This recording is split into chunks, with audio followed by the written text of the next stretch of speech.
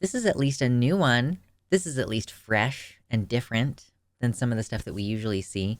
We see lots of anti-trans bills across the country, across this great nation of US of A. And some of the ones that we've seen recently have been, for example, reverting people's changed gender markers on their driver's license, like preventing you from changing your gender marker on your birth certificate, things like this. What we haven't seen is an attempt to kind of hit a middle ground. And this one is hitting like a really stomach churning middle ground. And of course, I'm going to be referring to Erin Reed's coverage because she's the best. This is in Iowa. There was a bill that it could potentially mandate that trans people have both gender markers on licenses. Now, that kind of doesn't make sense the way that she's phrased it. But essentially, it's going to make it to where it's legal for you to change the sex on your driver's license if you have bottom surgery, I think is the requirement, basically. There are some places where it's like you have to have some kind of surgery, and some folks will just have top surgery and then say, yeah, that was my gender affirming surgery. But it seems like this bill is going to be requiring, like, effectively a sterilizing surgery. I don't, let me see, that's what it says. What does it say? Hey, real quick, hit the like button if you're enjoying the content. Hit the subscribe button as well and turn on all notifications. And also take a moment to check out the links in the description for merchandise and Patreon, where you can find exclusive free content. So you can change it. However, if you do get whatever the surgery is that they specify, you will also have to have some kind of marker on there that indicates that you have changed this or that your birth sex is such and such. The way that Erin puts it is you would have to, if, for example, if you were born assigned male and then you transition to be a trans woman, a female, you might have to have M-F on your ID, or the opposite for F to M. It does say that if you are born intersex, then you're going to be covered under the Americans with Disabilities Act. So this basically, I don't think that this law is meant to affect those people. So that's cool, at least. Yeah, are they not acknowledging our identities without the specific operation that they're propagandizing around? That is a good question, Lord Byron. So it does say right here, if the applicant evidences through a notarized affidavit by a licensed physician and surgeon or osteopathic physician that by reason of surgery or other treatment, the applicant's sex designation has changed, the license shall reflect the sex designation of the person both at the time of birth and at the time the application is made under this section. So, yeah, it doesn't specify what type of surgery. So, and it also says surgery or other treatment, which means that a doctor could still write you a letter as, this is what happened when I changed mine in Kansas when it was legal to change your sex on your driver's license. I had been taking hormones, and the doctor said, okay, this person has undergone a medical treatment to make their sex align with this other sex than the one they were assigned at birth. So that's the situation as it will be here. It's not cool that it's got to be on the driver's license as, oh, you have to be indicated that you've changed.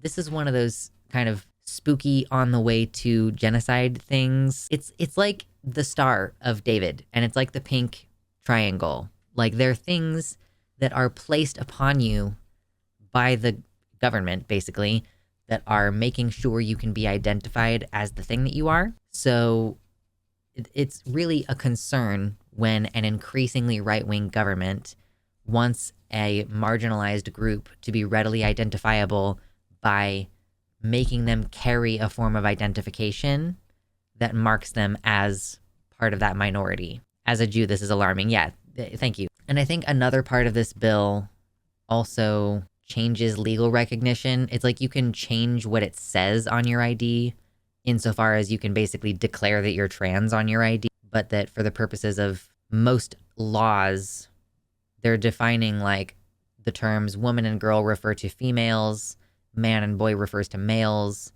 so that like laws that cover sex discrimination and like sex access to like services, I think that that's going to be basically, just because your ID says that you're trans doesn't mean that you suddenly get access to those, I don't know, like single sex spaces probably is going to be one of the main things.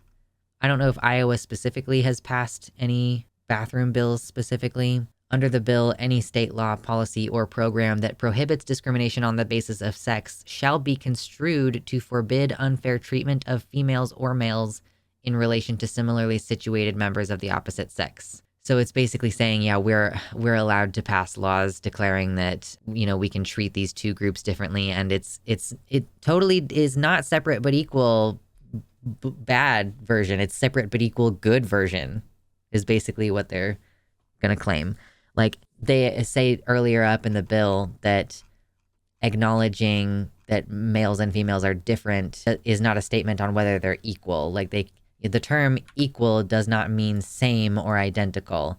Separate accommodations are not inherently unequal. Like, okay, time to remember that Iowa was the first state to legalize gay marriage. Love that. Yes. Yeah. A unique marker for trans people on our identification. I would say, writing 2 sex markers seems like it would be maybe confusing. So maybe they should just come up with a very simple symbol with a recognizable color and shape. Wouldn't that be so much easier? Pink triangle fades. Like it's a meaningless distinction between this option versus not allowing you to change your marker. Either way, the function is to make sure that you can't be stealth. Yeah, that you can't hide your transness. They can always tell, but they also need you to carry a card that says that you are so that they can identify you readily. Also keeping out, it's good to keep an eye out for any attempts to pass a stop and ID law being passed there.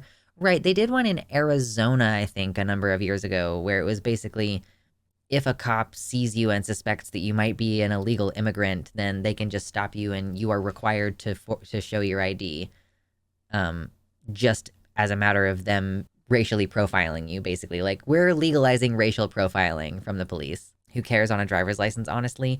I think that it kind of goes back to this. There used to be this association between changing your gender appearance and being a literal governmental spy. Like in the Weimar Republic, like, when we discussed the Hirschfeld Institute in Germany, in Berlin, and the fact that one of the things that they did there was they would basically write you a certificate of transvestism. Like, this is a transvestite. They have a medical condition that means that they're allowed to cross-dress, because otherwise, around that time, there was a lot of cultural anxiety about spies. And so people didn't really clock people based on their facial features the way that we do now. People were mostly gendered by other people by the way that they dressed. You would just that's part of why you could be trans and not have to worry so much about being medically transitioning, because changing your clothes was often enough for you to be socially accepted in many situations, because we just didn't look that closely at people. We just kind of accepted that if you were wearing the certain clothes, then you were being a certain gender.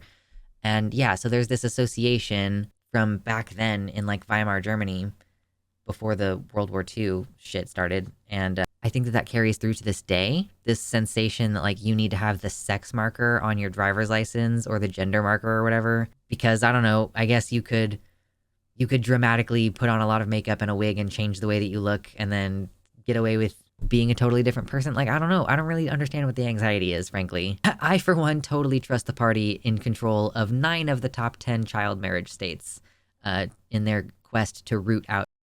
Drew, what's the prognosis on whether it's going to pass? So this bill was introduced by the governor, which is problematic because that means that it might have stronger political support. I'm just paraphrasing Aaron right now.